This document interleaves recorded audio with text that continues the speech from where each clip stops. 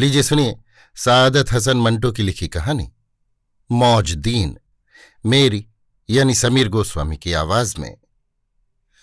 रात की तारीकी में सेंट्रल जेल के 2 वार्डन बंदूक लिए 4 कैदियों को दरिया की तरफ लिए जा रहे थे, जिनके हाथ में कुदालें और बेलचे थे। पुल पर पहुंचकर उन्होंने गारद के सिपाही से डिबिया लेकर लालटेन जलाई और तेज तेज कदम बढ़ाते दरिया की तरफ चल दिए। किनारे पर पहुंचकर उन्होंने 12 दरी की बगल में कुदाले और बेलचे फेंके और लालटेन की मध्यम रोशनी में इस तरह तलाश शुरू की जैसे वो किसी मदफून खजाने की खोज में आए हैं। एक कैदी ने लालटेन थामे वार्डन को दरोगा जी के नाम से मुखातिब करते हुए कहा, दरोगा जी, ये जगह मुझे बहुत पसंद है, अगर हुक्म हो तो खुदाई शुरू कर दें। देखना जमीन नीचे से पथरीली ना हो, वरना सारी रात खुदाई में गुजर जाएगी। कमबख्त को मरना भी रात ही को था। वार्डन ने तहक्को माना और बेजारी के लहजे में कहा। कैदियों ने कुदाले और बेलचे उठाए और खोदना शुरू किया। वार्डन बेजारी के मूड में बैठे सिगरेट पी रहे थे। कैदी जमीन खोदने में हमातन मसरूफ थे। रफ्ता रफ्ता जमीन पर खुदी हुई मिट्टी का ढेर लग गया और वार्डन ने करीब आकर कब्र का मुआयना किया। जमीन चूंकि पथरीली नहीं थी, इसलिए वो बड़े इत्मीनान के साथ करीब ही एक पत्थर पर बैठा सिगरेट पीने लगा, जिसे लगाने के लिए उसने लालटेन मंगाई। खुदाई करीब करीब खत्म हो चुकी थी। वार्डन 2 कैदियों को लिए जेल की जानिब चला गया और 20 मिनट के वक्फे के बाद कंबल में लिपटी हुई कैदी की लाश लेकर वापस आया। दूसरा वार्डन जब तक सिलें जमा करके लाया था। एक कैदी ने जो कत्ल के जुर्म की पादाश में सजा काट रहा था, कुदालें और बेलचे उठाए और कब्र के सिरहाने चंद कदम हटकर खड़ा हो गया। वार्डन ने बहुत ही बरहम लहजे में उसकी तरफ देखकर कहा, उल्लू के पट्टे, अपने अब्बा को लहद में उतारने में उनकी मदद कर। कैदी ने मुल्तजियाना लहजे में कहा, दरोगा जी, लालटेन पकड़ता हूं, मैं नहीं चाहता कि इस मासूम और बेगुनाह को एक कातिल के हाथ छू जाएं। वार्डन ये सुनकर गरजा, बेगुनाह के बच्चे, जासूस को मासूम कहता है। कातिल ने कहा, दरोगा जी, मैं कातिल हूं, यही एहसास मुझे इस कैदी की लाश छूने से रोकता है। जासूस दफनाया जा चुका था। कैदी और वार्डन जा चुके थे। सुबह 8 बजे पुलिस की मैयत में डिप्टी कमिश्नर कब्र पर आया। जेल के हुक्काम के बयानात लिए गए और डिप्टी कमिश्नर साहब अदालत तशरीफ ले गए। पेशी की पहली मिसिल जो उठाई गई, उस पर सरकार बनाम मौजदीन लिखा था। अर्दली ने 3 मरतबा कमरे अदालत से बाहर निकलकर बुलंद आवाज में 3 बार पुकारा, बल्कि यूं कहिए कि ललकारा, सरकार बनाम मौजदीन, मौजदीन, मौजदीन है। लेकिन ये आवाज बदकिस्मती से उस जासूस कैदी की कब्र तक न पहुंच सकी, या अगर पहुंची भी हो तो वो तामील के लिए न आया, शायद ये समझकर कि वो अब डिप्टी कमिश्नर के कानून की जद से बहुत दूर जा चुका है। उस जगह जहां कोई और कानून चलता है, जहां डिप्टी कमिश्नर के सम्मन की भी तामील नहीं हो सकती। मुल्जिम चूंकि गैर हाजिर था, इसलिए डिप्टी कमिश्नर साहब बहादुर ने अदम हाजिरी मुल्जिम कार्रवाई एक तरफा के लिए मिसिल उठाई और रीडर से जुर्म की नौइयत दरियाफ्त की। जासूसी, मुंशी ने नंबर 1 की कार्रवाई लिखते हुए कहा, मुल्जिम रात को सेंट्रल जेल में फौत हो चुका है, मिसिल दाखिले दफ्तर कर दी जाए। डिप्टी कमिश्नर ने हुक्म दिया। जासूस की सेंट्रल जेल में मौत की खबर शहर भर में इसलिए मशहूर हो गई कि जिला के डिप्टी कमिश्नर और पुलिस के अफसरों ने उसकी नमाज जनाजा पढ़ी। आज़ाद कश्मीर हुकूमत के नेक सीरत अफसरों की हर तरफ से दाद व तहसीन दी जा रही थी। मुझे जब इस वाक़या का इल्म हुआ तो मुझे 1 महीना पहले की एक शाम याद आई, जबकि मैं दार उल हुकूमत के एक होटल में बैठा डाक गाड़ी का इंतजार कर रहा था, जिसके जरिए से मेरे मरम्मत शुदा जूते रावलपिंडी से आने वाले थे। गाड़ी आने में खिलाफ मामूल देर हुई। मैं करीब करीब उठने ही वाला था कि एक गहरे सांवले रंग के आदमी ने, जिसकी उम्र 30 बरस के लगभग थी, मुझे अपनी तरफ मुतवज्जा किया। आप बहुत टाइम से बैठा किसी का इंतजार करता है, उसने मुस्कुराते हुए इस्तफसार किया। भाई, अजीब मुसीबत है, जूता फट जाए मुजफ्फराबाद में तो मरम्मत के लिए रावलपिंडी भेजना पड़ता है, या अगर कोई ड्राइवर मेहरबान हो तो उसी के हाथ भेज देते हैं। आज मैं अपने मरम्मत शुदा जूतों के इंतजार में 3 घंटे से बैठा हूं और कमबख्त डाक गाड़ी भी आज ही लेट हुई है। खैर, कल सही। मैं ये कहकर उठने लगा तो उसने मुझे चंद मिनट मजीद इंतजार करने के लिए कहा। मैं उस अजनबी सूरत को देखता रहा जिसकी आंखों में इज़्तिराब था, जिसके होंठ कुछ कहने के लिए बेताब थे। वो बीड़ी पर बीड़ी पिए जा रहा था और मेरे सामने वाली कुर्सी पर बैठा बार बार बाहर खला में देखता था। मैं डाक गाड़ी के इंतजार में हर एक हॉर्न पर कान धरता। वक्त गुजारने के लिए मैंने उससे पूछा, आप यहां क्या कर रहे हैं? हम बैठा है, उसने इंतहाई सादगी से जवाब दिया।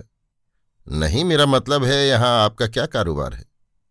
कारोबार कुछ नहीं करता, कश्मीर देखने का शौक था, चला आया। आप कहाँ से आए हैं? लाहौर से, लेकिन मशरिकी पाकिस्तान का हूं। लाहौर में दीनियात की तालीम पढ़ता हूं। मुझे गुफ्तगू के दौरान में उसने बताया कि वो जिस इदारे में ज़ेर तालीम है खैराती इदारा है, जहां के अरबाब आला रसीद बुक छापकर ज़ेर तालीम कम उम्र बच्चों को चंदे की फराहमी के लिए दूसरे शहरों में भेज देते हैं। वो चूंकि कम उम्र बच्चा न था, इसलिए उसको बड़ी मुश्किलों के बाद सफ़ीर बनाकर आज़ाद कश्मीर में चंदा जमा करने की इजाज़त मिल गई। उसकी बातों में सादगी थी। महज कश्मीर देखने के शौक में उसने सफारत हासिल की थी। उसने ये भी बता दिया कि यतीम खानों के नाम पर भिकमंगों का नाम इदारों ने सफ़ीर रखा है। जमाशुदा चंदा उनकी जेबों में जाता है और सफ़ीर का गुजारा चढ़ावे की देगों या मोहल्ले वालों की खैरात पर होता है। दीनियात की तालीम मस्जिद में दी जाती है। मुझे उसकी बातें सुनकर बहुत दुख हुआ। वाकई वो हमदर्दी के काबिल था। उसने मुझे बताया कि वो शहर में नया है और किसी मस्जिद का पता भी नहीं जानता जहां वो रात बसर कर सके। मैंने मस्जिद का पता दिया और उसके लिए रोटी मंगवाई।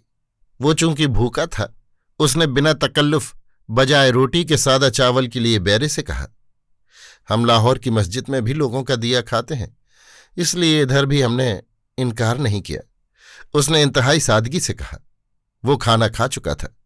मुझसे इजाज़त लेकर उसने जेब से लिखने के लिए पेंसिल और कागज़ निकाला और अपने घर वालों को बंगला ज़बान में ख़त लिखने लगा। मैं जब तक फरमाइशी गाने सुनता रहा।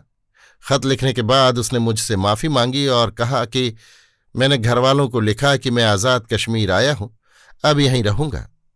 अगर पाकिस्तान ने हिंदुस्तान के खिलाफ जिहाद शुरू किया तो मैं भी उसमें हिस्सा लूंगा और कश्मीर को आज़ाद कराऊंगा।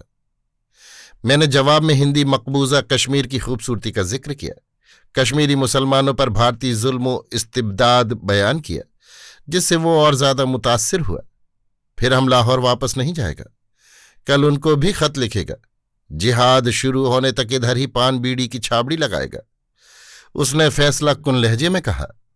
इतनी देर में डाक गाड़ी आई और मैं वहां से उठकर लारियों के अड्डे की तरफ गया और वो मेरे बताए हुए रास्ते से मस्जिद की तरफ गया। अपने जूते ड्राइवर से लेकर जब मैं घर की तरफ जा रहा था तो रास्ते में सीआईडी के हेड कांस्टेबल ने मुझे आवाज दी, जो मेरा वाकिफकार था। मैंने रस्मी तौर पर उसकी खैरियत पूछी। वो मशकूक नजरों से मुझे देख रहा था।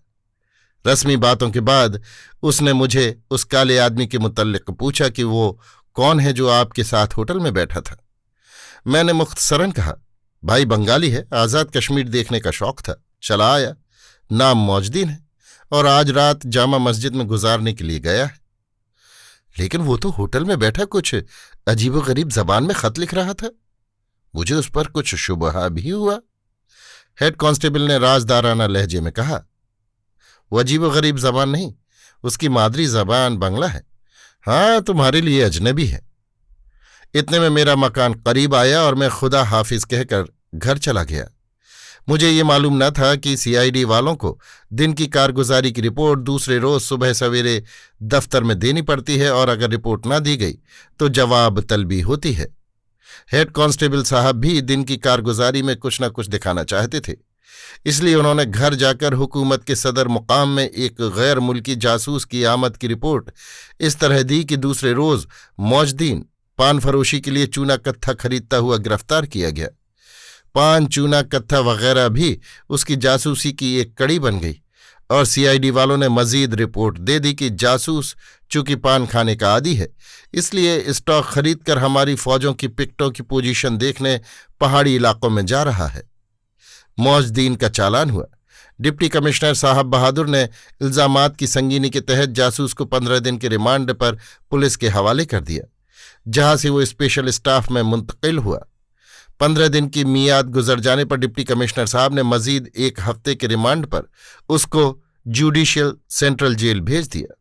वो हफ्ता भी गुजर गया और जासूस हथकड़ियां पहने डिप्टी कमिश्नर साहब की अदालत में पेश किया गया, जहां वो ज़ारो कतार रोया, गिड़गिड़ाया, मिन्नत समाजत की, लेकिन डिप्टी कमिश्नर साहब ने मजीद 1 हफ्ते का रिमांड देकर सेंट्रल जेल भेज दिया। सेंट्रल जेल में उसकी आखिरी रात थी, जबकि वो एक सुतून से बंधा रो रहा था। वही कातिल कैदी जिसने उसको दफनाते वक्त छूने से इनकार किया, उसके करीब आया और पूछा, जासूस, तुम हर रोज क्यों रोते हो? ये जगह बाहर वालों की बनस्पत बहुत अच्छी है। यहां झूठ नहीं, मकर नहीं, बेईमानी नहीं, रोटी मिलती है। इसके मुकाबले में बाहर देखो कौन लोग हैं जिन्होंने तुम ऐसे बेगुनाह को भी यहां भेजा, जो इक़्तिदार के लिए एक का नहीं हजारों का खून बहाते हैं, जो दिन दहाड़े डाके डालते हैं, जो अपनी जात के लिए वो काम भी करते हैं जो शैतान भी करने से गुरेज करता है। मुझे देखो, मैंने कत्ल किया है, महज एक बेबस औरत के नामूस के तहफ़्फ़ुज़ के लिए। बहरहाल मुझे तुमसे हमदर्दी है। अगर तुम बाहर जाकर खुश हो तो खुदा तुम्हें आज़ाद कराएगा। मौजदीन ने कैदी की बातें सुनी और बिल्कुल खामोश बैठा रहा। सुना है बंगाली जादू जानते हैं, तुम भी जादू के जोर से बाहर जाओ। कैदी ने मौजदीन को बहलाने के लिए अजराह मजाक कहा। हाँ, मैं इस कैद से रिहाई का जादू जानता हूं।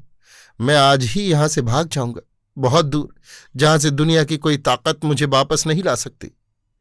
इतने में खाने की घंटी बजी। कैदी अपनी थाली लिए दाल रोटी लेने गया। आध घंटे के बाद अचानक जेल की घंटी बजनी शुरू हुई और मुतवातिर बजती रही। दरोगा जेल कई वार्डनों के साथ जेल के अहाता में दाखिल हुआ और जासूस के गले से रस्सी का फंदा खोला जो उसने खुदकुशी के लिए इस्तेमाल किया था। जासूस भाग चुका था, उसको रिहाई मिल गई थी। बंगाल का जादू काम आया था। मौजदीन की लाश के इर्द गिर्द कैदियों का हुजूम था। दरोगा जेल ने चंद कैदियों को वहां ठहरने का हुक्म दे दिया और बाकी सारी कैदी बारकों में चले गए। मौजदीन के चेहरे पर अब भी मुस्कुराहट थी। वो इस कानून पर मुस्कुरा रहा था जिसने उसको जासूस बनाकर महबूस किया था। अभी आप सुन रहे थे सादत हसन मंटो की लिखी कहानी मौजदीन, मेरी यानी समीर गोस्वामी की आवाज में।